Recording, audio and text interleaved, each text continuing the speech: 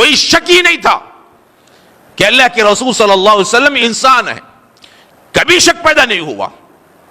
اسی وجہ سے جب انتقال ہوا کسی نے یہ نہیں کہا کہ نور ہے اوپر چلے جائیں گے ہم رکھ کے دیکھتے ہیں، کہا کہ کیا ہے قبر کھودنے کی تیاری کرو۔ کا عقیدہ نہیں ہے، بلکہ رسول صلی اللہ علیہ وسلم کے بارے میں قرآن حکیم ہمیں تعلیم دیتا ہے۔ سورۃ کہف آخری آیت ہے، قل اے نبی کہو انما انا بشر مثلکم، میں تمہارے جیسا انسان ہوں۔ اللہ کے نبی کے بارے میں یہ عقیدہ محمد رسول اللہ کو اپنے نور سے پیدا کیا ہوتا تو محمد رسول اللہ کو بھی نہیں کھانا چاہیے تھا، نہیں پینا چاہیے تھا۔ اللہ کی بیوی نہیں ہے تو محمد رسول اللہ کی بیوی نہیں ہونی چاہیے تھی۔ یہ تو بھائی مرد اور عورت یہ انسان ہے، بچہ بھی انسان ہی پیدا ہوتا ہے۔ اگر اللہ نور محمد نور تو شادی بھی کسی نورانی مخلوق سے ہونی چاہیے تھی، لیکن حضرت خدیجہ تو خاکی ہے، مٹی سے پیدا ہوئی ہے، نور کا اور مٹی کا یہ جوڑا بن کیسے گیا؟ حالانکہ وہ قرآن ہے اور قرآن کا وہ ٹرانسلیشن ماننے سے آپ کا اسلام غائب۔ کرو ضرور ٹرانسلیشن مگر جو کلیئر ہے وہ مانو مت۔ فار ایگزامپل ید اللہ فوق ایدیہم، اٹ از قرآن۔ ٹرانسلیشن کرنے کو تو کر لے جائیں گے، hand of Allah upon your hands, hands of Allah upon their hands, ترجمہ ہو گیا اللہ کا ہاتھ ان کے ہاتھوں پر ہے۔ ید اللہ، ید مانے ہینڈ، ید اللہ ہینڈ آف اللہ، ید اللہ اللہ کا ہاتھ، ترجمہ کرنے کو تو کر گئے۔ اب کتنے مولوی ہیں جو قرآن کی بیسس پر اللہ کو ہاتھ مانے؟ اللہ کو ہاتھ ہے، اللہ کو پیر ہے، اللہ کو باڈی ہے، اللہ کے جسم ہے۔ جب جسم ہی نہیں تو ہاتھ کہاں سے آئے گا؟ اور جب ہاتھ مانیں گے تو اسلام میں رہ پاؤ گے؟ اگر ہاتھ مان لیا تو پھر وہ جگہ بھی ماننی پڑے گی جہاں ہاتھ فکس ہوتا ہے، اور جب چیسٹ مان لیا تو پیٹ ماننے میں کیا تکلیف ہے؟ اور جب پیٹ مانگو گے تو دو ٹانگ تو ضرور فاؤنڈیشن کے لیے ماننا پڑے گا۔ چلے تھے خدا ماننے، پورا بت تیار ہے۔ اللہ ہاتھ پیر سے پاک ہے، جسم و جسمانیات سے پاک ہے، نہ اللہ کو باڈی ہے، نہ اس کو اسٹرکچر ہے، نہ وہ اسٹیچو ہے، نہ اس کے ہینڈ ہے، نہ اس کے لیگس ہیں، نہ اس کے باڈی ہیں۔ ایمان یہ ہے کہ اللہ کو ہاتھ نہیں، اور قرآن یہ ہے ید اللہ۔ ایمان یہ ہے کہ اللہ کے پیر نہیں ہے، ہاتھ نہیں ہے، but Quran is saying that ید اللہ۔ تو ید اللہ سے انکار کرو تو کافر، اور ہاتھ مان لو تو کافر۔ اس لیے کہ ید اللہ سے انکار کیا تو ڈینائی آف قرآن، اور مان لیا تو پکچر آف اللہ۔ اللہ کے پکچر نہیں، ہاتھ نہیں، پیر نہیں، تو ماننے میں بھی گڑبڑ ہے، نہ ماننے میں بھی۔ تو قرآن میں کچھ آیتیں ایسی ہیں کہ ترجمہ کیا جاتا ہے، لیکن جو ترجمے کا کلیئر ہے، جو ترجمے میں ظاہر ہو رہا ہے، وہ خدا کی مراد نہیں ہے، وہ خدا کی منشا نہیں ہے، وہ خدا کی مرضی نہیں ہے۔ اور جو خدا کی مرضی ہے وہ ٹرانسلیشن میں موجود نہیں ہے، وہ ٹرانسلیشن میں کلیئر نہیں ہے، تو ایسی آیت کو متشابہات کہتے ہیں۔ وہ آیت قرآن کی، وہ آیت جس کا ٹرانسلیشن نہیں کر سکتے، اس کو عربک میں کہتے ہیں مقطعات، حروف مقطعات، الف لام میم کاف یا عین صاد ہا میم عین سین کاف، دیز آر حروف مقطعات، unable to translate۔ لیکن دوسری آیت کی قسم ہے متشابہات، کہ قرآن ترجمہ کرنے کو تو آپ کر لیں گے، لیکن جو اس کا ظاہر ہے وہ خدا کی مراد نہیں ہے، جو خدا کی مراد ہے وہ ترجمے میں ظاہر نہیں ہے۔ یعنی ٹرانسلیشن میں جو چیز آ رہی ہے وہ اللہ کی منشا نہیں ہے، جو اللہ کی منشا ہے وہ ٹرانسلیشن میں نہیں ہے۔ تو ایسی آیت کو متشابہ کہتے ہیں، اور ایسی آیت سے عقیدہ بنانا جائز نہیں۔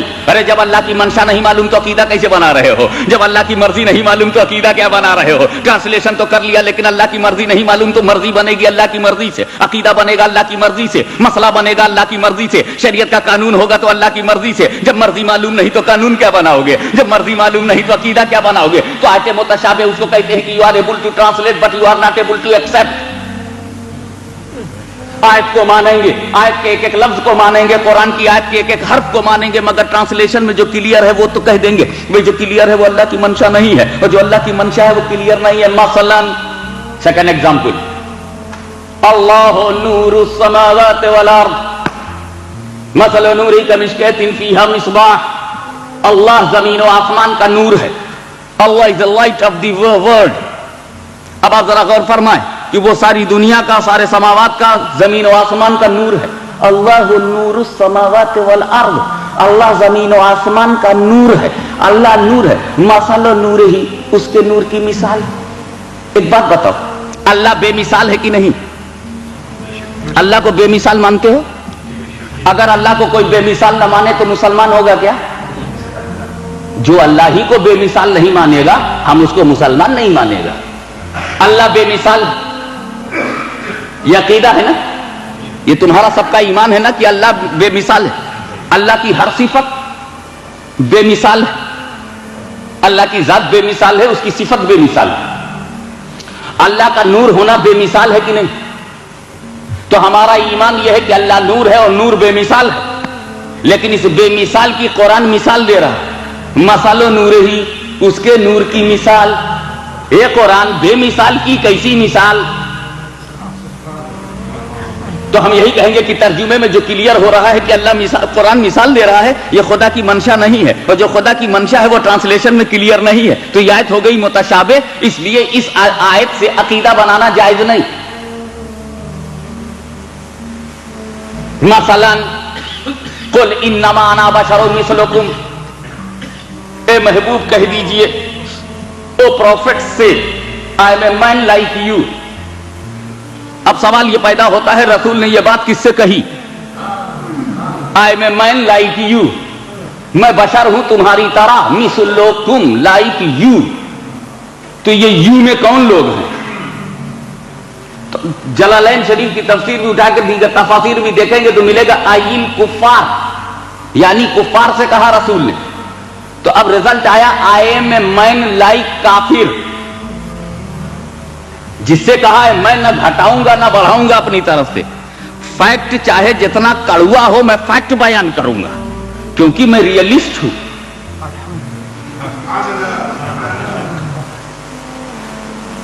मैं रियलिज्म की बुनियाद पर, हकीकत पसंदी की बुनियाद पर, सच्चाई की बुनियाद पर एक बात कहता हूं।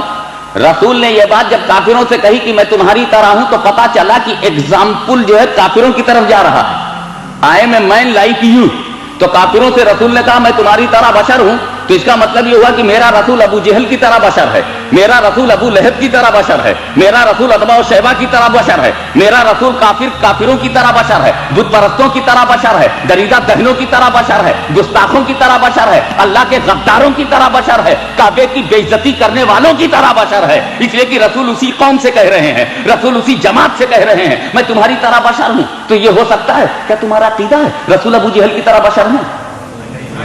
कोई मानेगा इस बात को कि रसूल अबू लहब की तरह बशर हैं, तो फिर अबू लहब से रसूल ने क्यों कहा? इसका मतलब यह है कि ट्रांसलेशन में जो जाहिर हो रहा है वो खुदा की मंशा नहीं है, और जो खुदा की मंशा है वो ट्रांसलेशन में जाहिर नहीं है। तो यह आयत भी मुतशाबे है, और फिर इस आयत से अकीदा बनाना भी नाजायज है। मैं चक्कर में पड़ गया, जिससे जायज है उससे अकीदा बनाते नहीं, जिससे जायज नहीं उससे क्यों बनाते हैं? मियां कहा जो जायज है वो जायज से बनाएगा, जो नाजायज है वो नाजायज से बनाएगा। अल्लाहुम्मा सल्ली अला सय्यदना